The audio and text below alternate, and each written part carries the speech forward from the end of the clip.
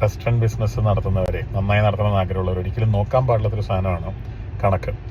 പ്രത്യേകിച്ച് നല്ല ഹൈജീൻ സ്റ്റാൻഡേർഡ്സിന് വേണ്ടി പൈസ ചിലവാക്കുക, നല്ല സ്റ്റാഫിന് വേണ്ടി നല്ല പേ കൊടുക്കുക, നല്ല ഇൻഗ്രീഡിയൻസ് ഉപയോഗിക്കുക, അങ്ങനെയൊക്കെ ചെയ്യുന്ന ആൾക്കാരുണ്ടല്ലോ. ഫുഡ് ക്വാളിറ്റി നോക്കുന്നവർ ഇച്ചിരി പാടാം. നമുക്കറിയാം കസ്റ്റമേഴ്സ് തരുന്ന പൈസ സപ്ലയേഴ്സിന് വീതിച്ചു കൊടുക്കാനും സ്റ്റാഫിൻ്റെ സാലറി പേ ചെയ്യാനും കാര്യങ്ങൾ നോക്കാനൊക്കെ ഉണ്ടാവുള്ളൂ. അത് തന്നെ തികയില്ല എന്നുള്ളത് നമുക്കറിയാം.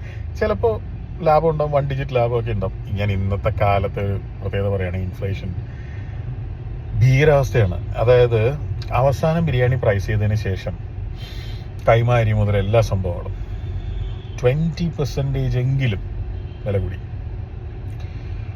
പറഞ്ഞു വരുന്നതെന്ന് വെച്ച് കഴിഞ്ഞാൽ എൻ്റെ രക്തത്തിൻ്റെ രക്തമേ, ഫൈസൽ പേഷയുടെ ബിരിയാണിയുടെ വില കൂട്ടാൻ പോവാണ്.